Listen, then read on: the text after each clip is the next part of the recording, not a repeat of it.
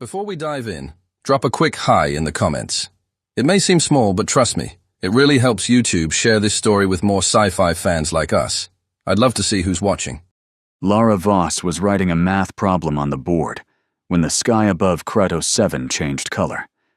The classroom windows faced east, toward the atmospheric processors on the ridge, and the children in room 11 turned toward them at the same moment as the white vapor plumes darkened to amber. The color spread slowly across the horizon, thickening through the morning light in a shade that did not look like smoke or fire or anything the colony's systems should have been capable of producing. Lara stopped writing without realizing she had done it. Her coffee mug sat on the corner of the desk beside the attendance slate, chipped along the rim, the faded lettering still readable. World's okayest teacher. One of her students had given it to her 2 years earlier because, according to him, the title was statistically more honest than world's best. She had kept it because it still made her laugh every morning. Nobody in the classroom was laughing now. Then the first sirens began sounding across the colony. One of the children near the windows spoke quietly. "Miss Voss, what is that?" 22 children between 8 and 9 years old sat in 4 neat rows, watching her with the tense, uncertain expressions children wear when they know something is wrong, but still expect an adult to make it safe again. She told them to get under their desks. She used the voice she had practiced exactly once during a mandatory emergency drill 6 months ago that everyone had treated as an inconvenience. They listened. They were good kids. They always listened. The sound came next. Not an explosion. The Vorkai did not announce themselves with explosions. What arrived first was a pressure change, the kind that pops ears and silences birds, and then a low harmonic resonance that Lara felt in her back teeth before she heard it with her ears. The walls of Building C began to vibrate. The coffee mug walked itself to the edge of the desk and fell. Lara moved to the door. Outside, the sky over Kratos 7 was full of ships. The Vorkai fleet hung in the upper atmosphere like a ceiling, dark, organic in shape, the hulls grown rather than built, curved and asymmetrical in ways that made them hard to count or measure. They were not moving fast. There was no colonial defense fleet to engage. Kratos 7 had a garrison of 40 soldiers equipped for riot suppression and wildlife control. It had no gun emplacements, no orbital platforms. The colony had been classified as low risk, low priority. 1,700 civilians, farmers, teachers, engineers, medics, children. The Vorkai had chosen it precisely for that reason.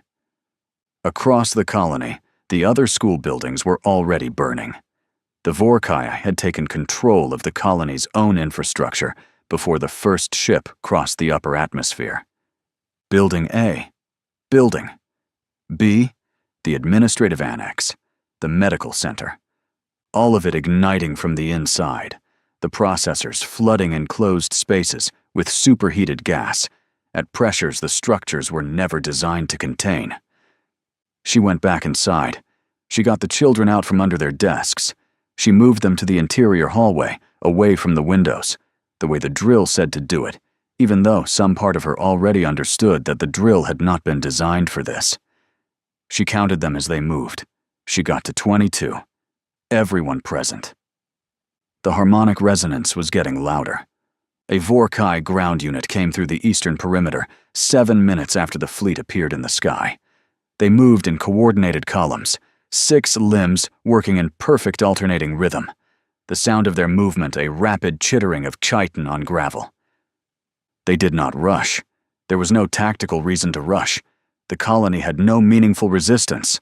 The garrison soldiers died at the perimeter, not in a battle, in a brief, one-sided engagement that was over before the sound of it reached the school.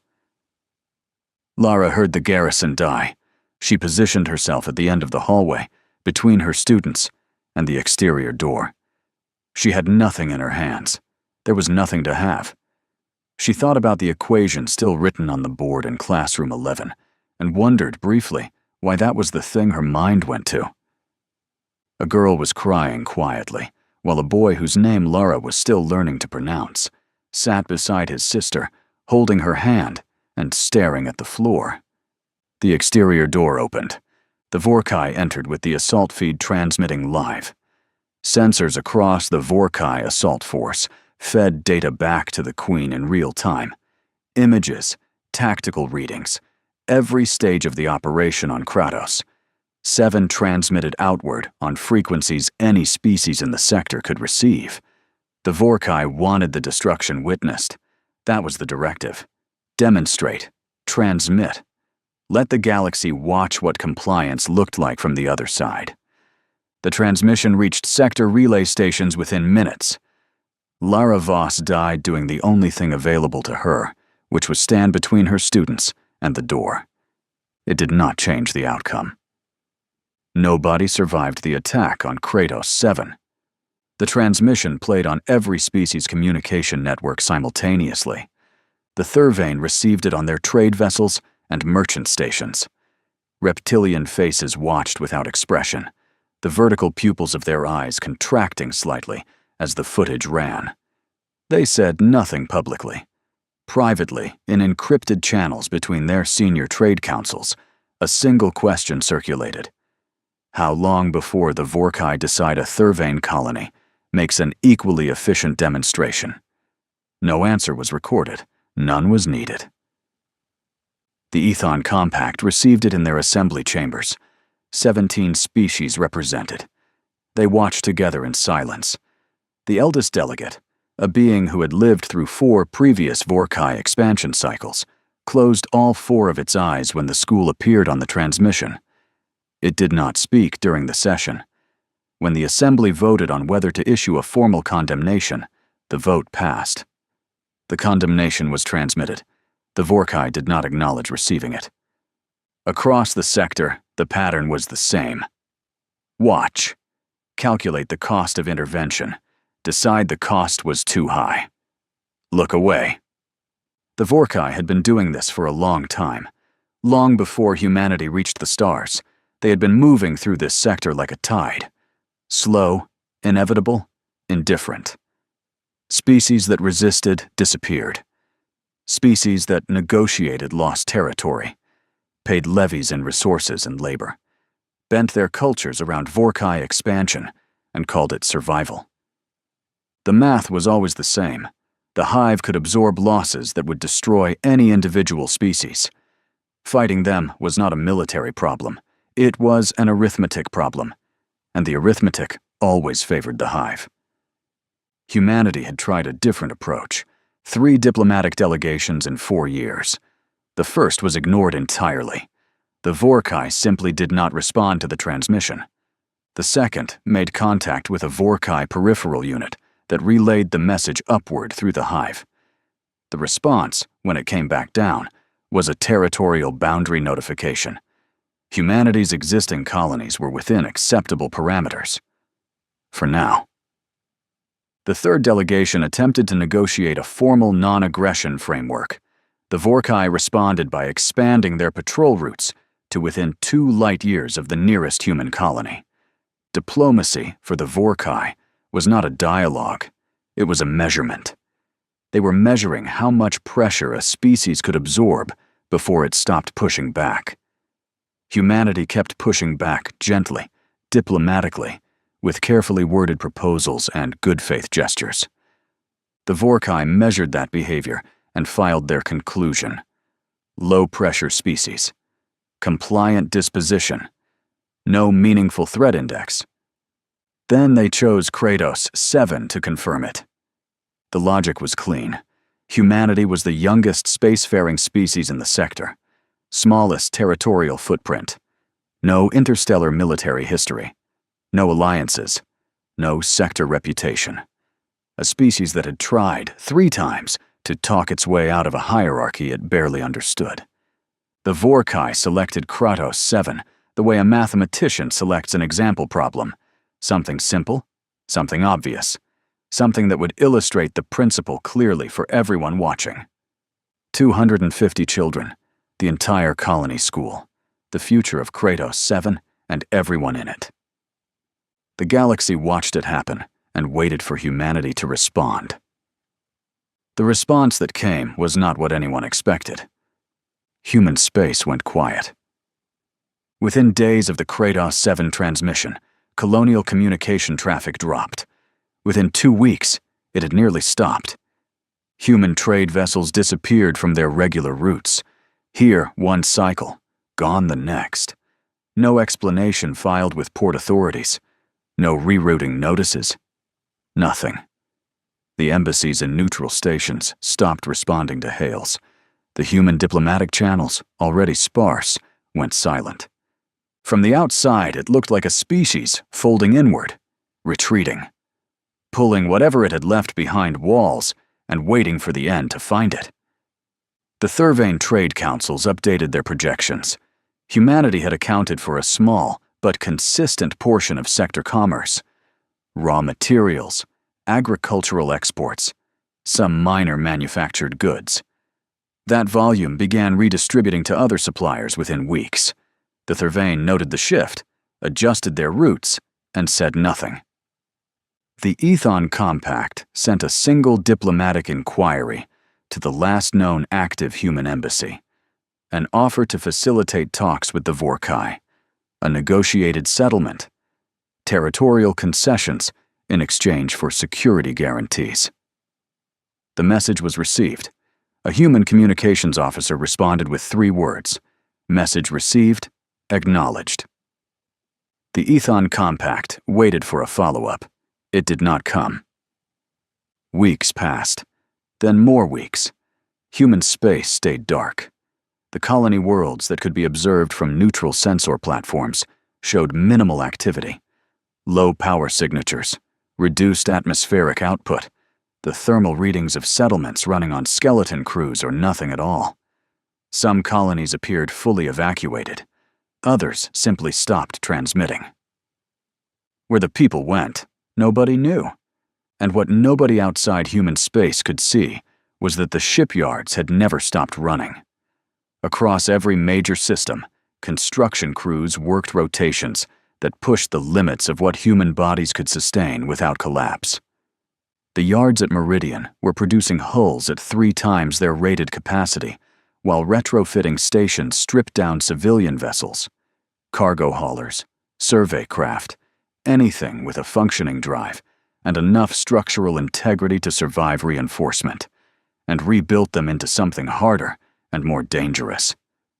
Armor plating from mining operations went straight from extraction to fabrication lines, welded onto civilian hulls by engineers who had not slept properly in weeks and no longer considered that unusual. In a test facility on a moon with no registered name, a weapons engineer named Sokol ran a cutting tool along a mounted slab of Vorkai chitin recovered from a border skirmish 2 years prior. The chitin was dense, layered, extraordinarily resistant to the energy discharge that human sidearms produced. The test scores for standard ballistic penetration were marginal. It had been a known problem with no clean solution. The cutting tool was an industrial chainsword, mining equipment, rotating micro teeth on a reinforced blade designed for asteroid rock and compressed ore deposits. It went through the chitin slab in 4 seconds. Sokol stood there for a moment, listening to the sound the blade made as it finished the cut. A grinding roar that dropped into a low mechanical snarl as it cleared the material. He looked at the clean edge of the cut. He looked at the tool in his hands. He wrote one line in his test report: effective against Vorkai biological armor at all tested thicknesses. Recommend immediate scale production. He did not write anything about the sound. There was nothing in the test parameters about the sound. He noticed it and moved on. The Vorkai Queen processed the silence and reached her conclusion. She was not a body that thought, but a thought that possessed a body. A vast, ancient consciousness distributed across billions of Vorkai organisms, each drone, soldier, and worker feeding sensory data back into the central mind. She did not experience Kratos 7 the way the units on the ground experienced it. To her, it was information. Numbers. Outcomes. The outcome had been optimal. Total neutralization of target population. Full transmission confirmed received by all sector species. Projected compliance index for humanity. High. Projected response pattern. Withdrawal. Internal consolidation. Eventual petition for negotiated terms. The silence confirmed it. Species under existential pressure retreated. They always retreated. Every species the Vorkai had pressured across centuries of expansion had followed the same pattern. A brief period of noise, then silence, then the petition for terms. The silence was the capitulation. The petition was just the paperwork. She had seen it thousands of times. The model had never failed. She began redistributing forces. Human territorial space, largely vacated, offered expansion corridors that had previously required navigating around active colonial infrastructure. With humanity in retreat, those corridors opened. Vorkai patrol routes extended. 3 colony positions that humans had abandoned were logged for potential Vorkai installation. The calculation was efficient. The expansion was logical. There was no reason to devote further processing to a species already in terminal decline. The Queen moved on to other problems. She did not know what a Chainsword sounded like. She did not know yet that the silence was not surrender. As far as anyone watching could tell, the children of Kratos 7 were gone. The galaxy had written humanity off, and the Vorkai had already won. They were wrong. Humanity was just getting started. The Ardennes dropped out of dark transit 40,000 kilometers from the Vorkai relay station and opened fire before the Hive units on the station finished registering the contact. Brennan watched the tactical display from the bridge. No orders needed. The crew had run this exact sequence 11 times in the past 6 weeks. Every station knew its job. The Ardennes shuddered as the main batteries fired, the vibration moving through the deck, plating, and up through the soles of Brennan's boots. The relay station came apart in 3 salvos. "Transit calculated," the navigation officer said. "Go," Brennan said. The Ardennes vanished back into dark transit before the nearest Vorkai response fleet finished forming up. Behind them, 2 other human ships swept through the debris field, salvage drones already deploying, pulling Vorkai components and biological material into collection bays before following the Ardennes into dark space. 11 minutes from emergence to disappearance. The Vorkai response arrived at an empty coordinate and a field of cooling debris. This was how it went for weeks. Not one battle. Dozens. Hit a supply line.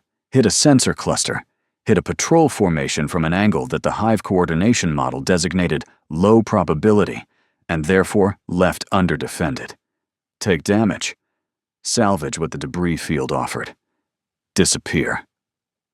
The Vorkai were built for wars that made sense. Wars where fleets met fleets, where territories were contested, where the arithmetic of attrition could be calculated and optimized. The Hive mind processed every engagement simultaneously, updated its response models in real time, and redistributed forces with the cold efficiency of a system that had spent centuries optimizing war. But the human strikes did not follow engagement logic. They hit things that were not high-value targets by conventional assessment. Relay nodes, resupply corridors, communication infrastructure. They did not hold anything they hit. They did not advance. They left no pattern that the Hive model could lock onto because there was no pattern. Brennan's orders to his battle group were simple. Do not do the same thing twice in a row. Do not strike the same region twice in succession. Be wrong on purpose. The Vorkai response was always slightly late, slightly misaligned. Forces arrived where the humans had been, not where they were. The Queen recalculated, then recalculated again. The salvage was the part nobody talked about publicly, but everyone understood. Each Vorkai component pulled from a debris field went somewhere useful. Biological chitin samples went to weapons testing. Drive components went to engineering.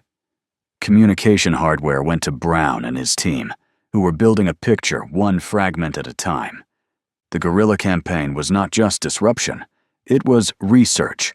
Each strike taught them something. Every piece of salvage answered a question or raised a better one. The Ardennes took hits. A Vorkai fast response squadron caught them during egress from a strike on a fuel depot 3 weeks in and put 2 energy lance strikes into the port side before the human ships could break contact. The damage was real. The repair crews worked in shifts. The Ardennes kept moving. Lieutenant Devon Sunfield sat across from O'Brien in the breach torpedo, while the rest of the 9th Boarding Division checked weapons, sealed armor plates, and waited for launch clearance. O'Brien was the oldest Marine in the compartment by nearly 15 years, and carried himself with the calm economy of someone who had spent most of his adult life preparing for violent things to happen in confined spaces. Before every deployment, he performed the same small ritual without speaking. Left hand first, then right, slow cracks of the knuckles before he picked up the Chainsword resting between his boots. Nobody in the 9th ever commented on it anymore. After enough operations, the gesture had become part of the deployment sequence itself, as familiar as the weapon checks and countdown lights. The breach on the Vorkai cruiser had been textbook until the 3rd corridor, where a defender cluster was waiting in a configuration the entry scans had not shown. 12 Vorkai. Tight space. The corridor was too narrow for the energy weapons to be used effectively. Sunfield had heard O'Brien's Chainsword come alive before he saw him move. The sound filled the corridor immediately, a grinding mechanical roar that bounced off the curved organic walls and settled deep enough into the body that it could be felt in the chest and teeth as much as heard. O'Brien hit the defender cluster without hesitation, while the rest of the 9th pushed in behind him. He killed 4 Vorkai in the corridor. The 5th killed him. The Chainsword sound did not stop when O'Brien died. 3 other Marines were running them in the same corridor. The sound kept going. The 9th held the corridor, finished the cluster, got what they came for, fought back to the torpedo bay, and extracted. The whole engagement was 21 minutes. O'Brien came back in a body bag, and Sunfield wrote his name on the list and kept moving because stopping was not something the mission permitted. Lieutenant Devon Sunfield was in the torpedo bay when Captain Holt Brennan came down from the bridge. The 9th Boarding Division had just returned from a breach operation aboard a Vorkai logistics vessel. 14 minutes in hostile corridors that smelled of chitin, blood, and the sour organic heat of the Vorkai ships themselves. They came back with what they had entered for: salvaged navigation cores, a Vorkai communication node that was still partially active, and 6 fewer Marines than they had gone in with. Brennan came through the bay hatch and stood next to Sunfield without preamble. Sunfield did not call attention. Brennan had made clear, weeks ago, he did not want that down here. "How many total?" Brennan said. 19, Sunfield said, "since we started the mission." Brennan nodded and looked across the bay at the Marines returning from the breach team, his gaze lingering just long enough to count how many were missing. Neither of them sounded happy about it. "Brown thinks he has something," Brennan said. "Not ready yet. Close." Sunfield looked at him but let the silence stand. "When he is ready," Brennan said, "I am going to need to talk to you and your people about what comes next." "We will be ready," Sunfield said. Brennan looked at the bay one more time, then he left. Sunfield turned back to checking his equipment. 19 Marines were dead, and he carried the knowledge the way he carried everything else. Silently, without complaint, and without letting it interfere with the work still left to do. What nobody on the Ardennes knew, and Brown would only piece together later from the salvaged communication node, was what that sound did on the other end. The Vorkai experienced the world through distributed neural resonance. Every sensation, perception, and piece of data from each unit fed back through the hive network to the Queen simultaneously. Sound was not sound to the Vorkai. It was signal, converted to resonance, processed as information. The Chainsword operated at a frequency that did not translate cleanly into hive signal. It did not register as a weapon. It did not register as a threat pattern. It registered as interference, a grinding disruption in the resonance channel that the Queen had no classification for. The closest thing in her entire accumulated experience was damage. Signal damage, like a nerve sending wrong data. She could not locate the source within the signal. She could not filter it out. She could process around it, but processing around it cost something. And the Vorkai did not have a concept for cost that was not calculable. The Queen flagged it, filed it, moved on. She did not understand it yet. And that was the problem with things that had never happened before.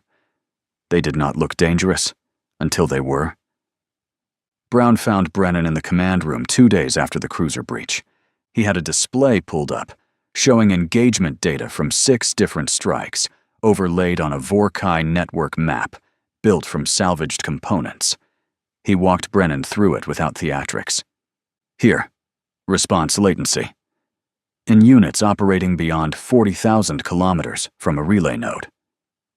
Here, coordination degradation in isolated patrol units during simultaneous multi-point engagements. Here, a pattern in the salvaged communication hardware showing signal traffic that did not originate from individual units. It originated from somewhere else and flowed outward. The units do not think for themselves, Brown said. They receive. All of them. All the time. Brennan looked at the display. From where? That is what I don't know yet, Brown said. But it is one place. It has to be one place. The signal structure is too consistent for multiple sources. Brennan was quiet for a moment. If you find it. If I find it, Brown said, and if that source stops transmitting. He did not finish the sentence. Brennan looked at the map for a long time. The strike coordinates were scattered across a wide front. Weeks of operations. 19 dead. A ship that needed repairs it had not gotten. And underneath all of it, invisible, until Brown started pulling at the thread, a single source pushing signal outward through billions of bodies, like a heartbeat. Find it, Brennan said. The Queen was adapting. Brennan's crew could see it in the response times. 3 weeks ago, the Vorkai arrived at strike coordinates 11 to 14 minutes after human departure. Now they were arriving in 8. The relay network was being restructured. Nodes repositioned, redundancies added, patrol patterns randomized in ways that suggested the hive model was updating. The window that the guerrilla campaign had opened was getting smaller. The Queen was learning. Slowly, because the behavior she was learning to counter had no historical precedent in her model. But she was learning. Brennan knew what that meant. Brown knew what that meant. The strikes could continue for weeks more, maybe. Then the window would close, and the campaign would shift from costly to catastrophic. Whatever they were going to do with Brown's theory, they needed to do it before the Queen finished closing the gap. The Ardennes ran dark between strikes, the crew working in the low hum of a ship conserving power, the repair team still patching the portside damage, Brown in his workspace, surrounded by salvaged Vorkai hardware and data he was pulling apart one layer at a time. And somewhere in Vorkai core territory, a signal pulsing outward through billions of bodies, keeping them all moving in perfect coordination, never stopping, never sleeping. Brown found the location 4 days later. He stood in the doorway of the command room at 0 dark with the coordinate on his display and said nothing for a moment because the coordinate was deep. Deeper than any human ship had ever gone into Vorkai space. Then he went and woke Brennan up. The diversion fleet hit the Vorkai staging area at the edge of core territory, without warning and without any expectation of coming back intact. Brennan watched the casualty feed on a secondary display as the Ardennes moved through the blind corridor at minimum power. No active sensors, no communications. The ship running as cold and dark as he could make it, navigation handled entirely from the transit data Brown had pulled from salvaged Vorkai hardware.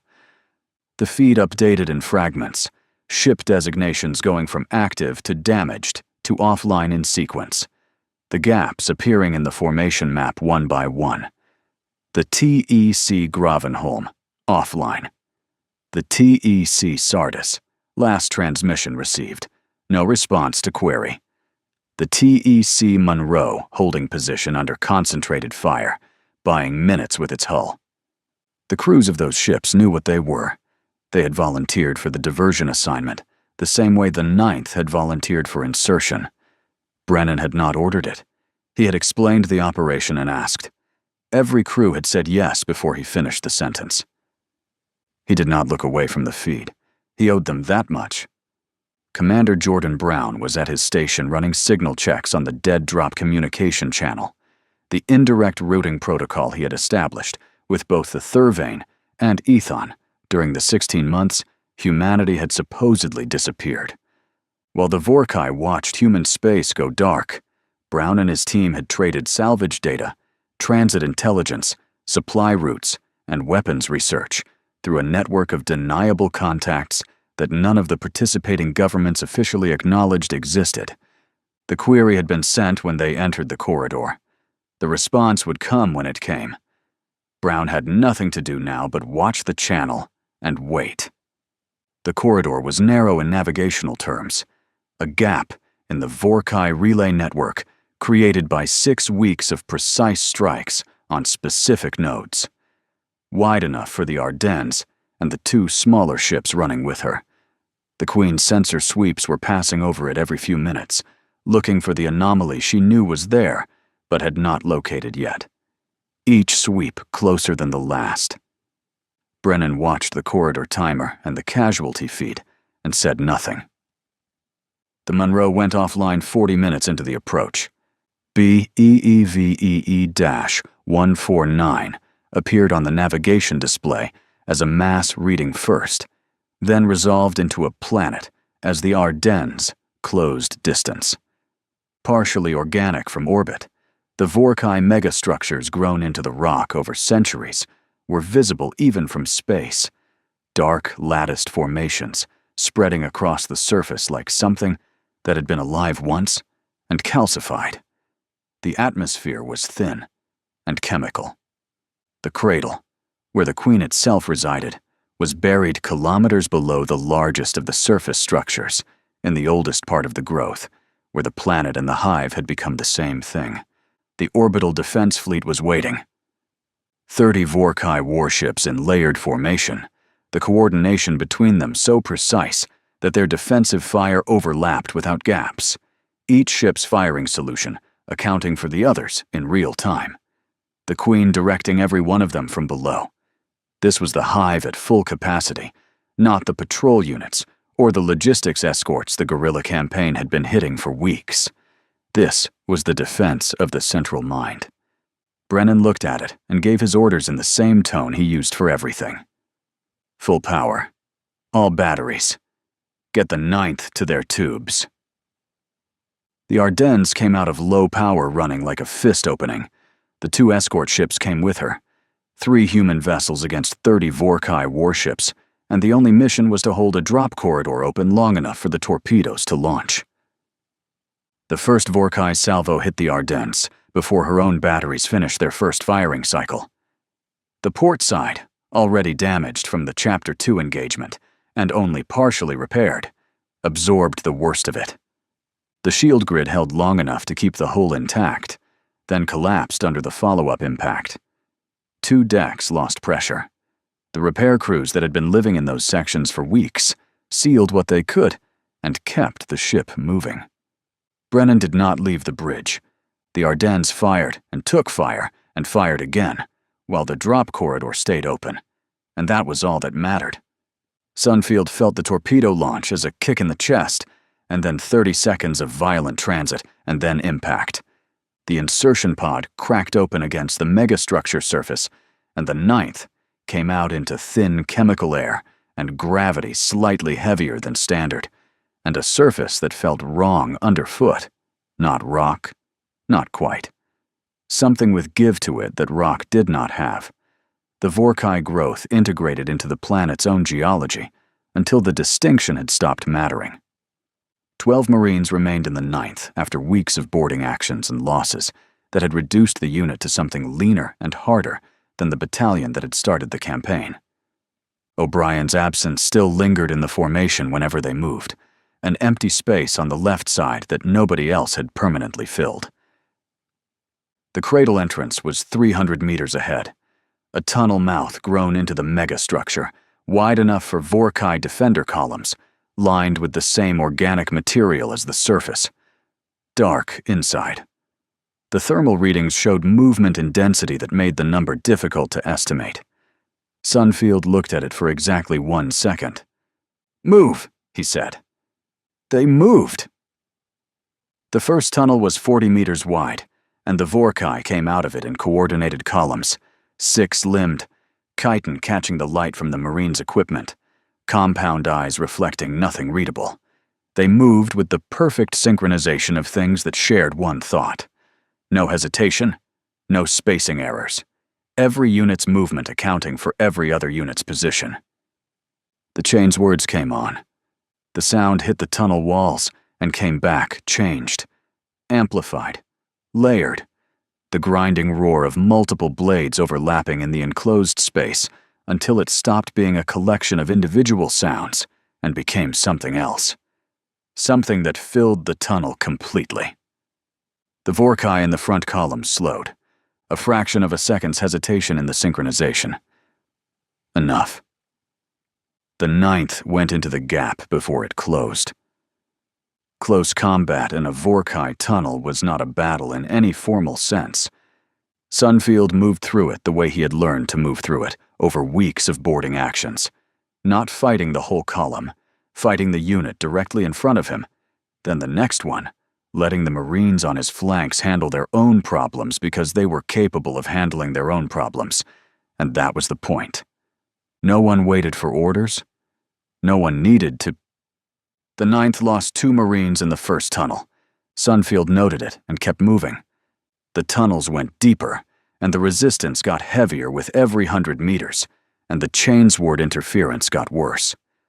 Brown had pulled partial structural data from the salvaged communication node, enough to understand Vorkai megastructure logic. They built toward the center. They built with the most critical infrastructure deepest. Defender cluster density increased proportionally to proximity to the command node. The pattern was consistent across every Vorkai structure in the salvaged data. Go where the resistance gets heaviest. That was the direction. It was also true that the Chainsword frequency, which had registered as minor signal interference in open space engagements, was doing something different here. The Marines felt it as a vibration in their hands and forearms, a feedback from the blades that should not have been there mechanically. What it was doing to the Queen's signal apparatus in the lower tunnels was not something they could see. What they could see was that the Vorkai synchronization kept breaking in small ways near the blades, hesitations, formation gaps, individual units responding a half-second behind the others. It was not much. Against the full weight of the hive packed into a confined tunnel system, was barely enough to keep the assault moving. They fought through 4 tunnel junctions over 2 hours. The ninth lost people at each one. Sunfield stopped counting names and started counting capability. How many blades were still running? How many Marines could still move at full function? How much damage they were causing to the cradle before the cradle killed them all? By the 4th junction, there were 7 of them. The tunnel ahead was narrower, and the defender density on the thermal readings was the highest they had seen. The Queen was concentrating everything she had left in this corridor on the approach to her chamber. Every unit she could route, she was routing here. The signal interference from the Chainswords had become severe enough at this depth that the Queen's coordination over the defenders was beginning to fracture. Vorkai units arrived at tunnel junctions out of formation, collided with each other in confined spaces, reacted to marine positions seconds too late, and sometimes froze entirely, while conflicting signal corrections rippled through the network. Sunfield looked at the thermal reading for 1 second. They went in. On the Ardennes, Brown's dead drop channel opened. The data arrived in 2 fragments. The Thurvane packet came first. Navigational routes, structural schematics, and portions of the cradle's lower architecture rendered in Vorkai. Notation that Brown had spent weeks learning to interpret from salvaged hardware and intercepted logistics data. The Ethon transmission arrived several minutes later. Older information, incomplete but precise enough to matter. Archival reconnaissance data recovered from a previous Vorkai expansion cycle, cross-referenced against the cradle layout, and narrowed to 1 chamber deep beneath the primary structure. Brown assembled the pieces in under 10 minutes. He overlaid the incoming data onto the signal map he had been building for weeks, from salvaged communication nodes and relay traffic patterns. The central transmission source aligned with the chamber coordinates almost perfectly. Until now, he had only known the direction the signal was coming from. Now, he had an exact location. He transmitted the coordinates to Sunfield's display through a tight encrypted beam. Sunfield received them in the middle of the 5th tunnel junction, fighting, and glanced at the coordinates for half a second. He was already going the right direction. He had been going the right direction since the 2nd tunnel with the help of his thermal reading. The coordinates confirmed it and gave him the final distance. 230 meters. 1 more junction. 1 chamber. He closed the display and kept moving. The chamber was large, not a room. A space the size of a ship's hangar, grown rather than built. The walls organic and pulsing with the same slow rhythm as the planet's megastructure above them. The bioluminescence was dim and blue-green, the light sourceless, coming from the walls themselves. The Queen was at the center, and she did not resemble anything the Marines had prepared themselves to encounter. She was large, larger than anything the 9th had encountered in boarding actions or tunnel fighting. And she was still, in the way that things are still when they have never needed to move. She had been in this chamber for longer than humanity had been in space. The chamber had grown around her. The cradle had grown around the chamber. The planet had grown around the cradle. She had defenders in the chamber, a dense ring of them between the tunnel exit and her position. More than the 9th had the numbers to fight cleanly. The Queen was processing at maximum capacity and producing no viable solutions. The inputs were wrong. The enemy units in her chamber numbered 7. 7 was not a number that should have reached this point. Her model had routed sufficient defenders to stop 7 units at the 3rd tunnel junction, then at the 4th, then at the 5th. The model had been correct each time in terms of force deployed. The model had been wrong each time in terms of outcome. The error was consistent, and she could not identify the variable that was producing it. The Chainsword interference that had been degrading the hive signal throughout the tunnel system became dramatically worse inside the chamber. The enclosed space amplified the grinding mechanical roar into sustained disruption that the Queen's signal architecture could no longer process cleanly. Her coordination of the chamber defenders dropped further in resolution as conflicting corrections rippled through the network faster than she could stabilize them. She generated 17 solutions in the time it took the 7 humans to cross the chamber entrance. None of them resolved. The 9th boarding division went through the defender ring the way they had gone through every tunnel, not as a unit executing a plan, but as individuals solving the same problem from 7 different angles simultaneously, no 2 of them doing the same thing. The chaos of it defeating the coordination that the Queen was trying to impose on her defenders, with a signal that kept degrading. The Queen had no classification for what was happening to her model. The chamber was loud with Chainswords. She had no historical data that produced a comparable scenario. Every species she had ever pressured had a breaking point, a threshold of loss beyond which continued resistance became irrational and cessation became the only logical output. She had applied that threshold model to humanity, and the model had failed. She had recalculated, and the recalculation had failed. She had concentrated maximum defensive force at every logical choke point, and the concentration had failed. 7 units were through her defender ring. She produced one more solution set. It did not resolve either. Sunfield reached her first. The defenders were still collapsing around the chamber when he brought the Chainsword down, finishing it the same way he did everything in a tunnel, without hesitation, without ceremony, and without looking away. The chamber went quiet. The silence lasted 3 seconds. Then Sunfield heard it, a deep subsonic vibration running through the walls of the chamber and the structure beneath it, the constant pulse that had been present everywhere inside the cradle since the moment they entered.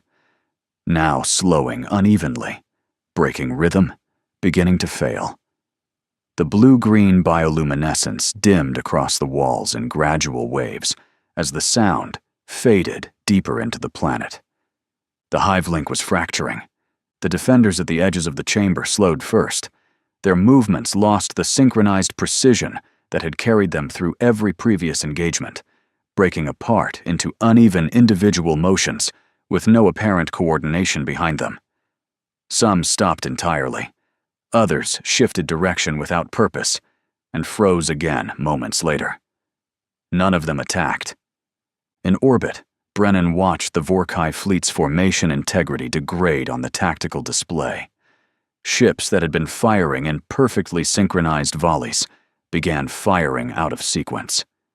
Formation spacing opened as position-keeping calculations stopped updating. 2 Vorkai ships collided at low relative velocity. Neither ship had maneuvered to avoid the impact, because the maneuvering instruction had not come. Brennan had 4 minutes, maybe 5. "All ahead," he said. "Get us to the corridor." The Ardennes turned on damaged drives and ran. The Vorkai ships that should have intercepted her were still executing the last formation instructions they had received, holding positions that no longer made tactical sense. She made the corridor entrance. The diversion fleet survivors were waiting at the far end.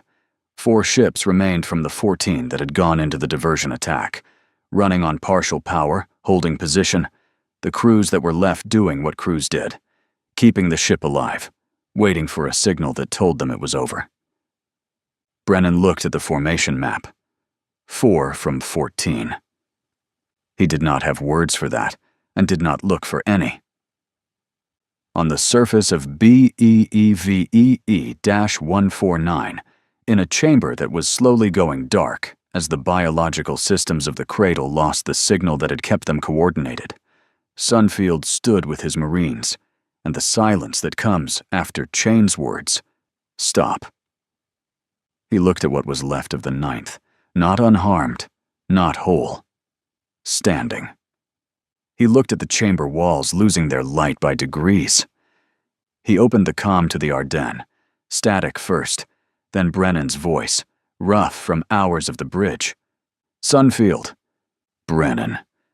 A silence between them that neither of them tried to fill with anything. 2 men on opposite ends of the same thing, listening to each other breathe across the distance between orbit and the cradle floor. The kind of silence that said everything the words would have gotten wrong. Then Brennan said, "How many?" 4, Sunfield said. Another silence. "We are coming down to get you," Brennan said.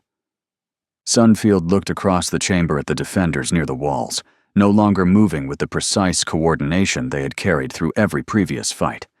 Then he looked at the 4 Marines, still standing in the dimming light, and thought about the 19 who were not. "Take your time," Sunfield said. He sat down on the chamber floor and waited while the light in the walls slowly faded. Across the sector, Vorkai fleets and ground units built around a single coordinating mind were beginning to slow, falter, and fall silent for the first time in centuries. It did not feel like victory. It felt like exhaustion and silence, and the weight of everyone who had not made it back. Hey there, space human. I'm really curious about your thoughts on this video. Drop a quick comment and let me know what's on your mind. Or just say hi if you prefer. Either way, I'd love to hear from you. Also, remember to check the pinned comment. Trust me, it's worth a look. Oh, and one last thing. I've chosen another video for you to watch. Just click the card here, or here if you want the whole playlist. See you there.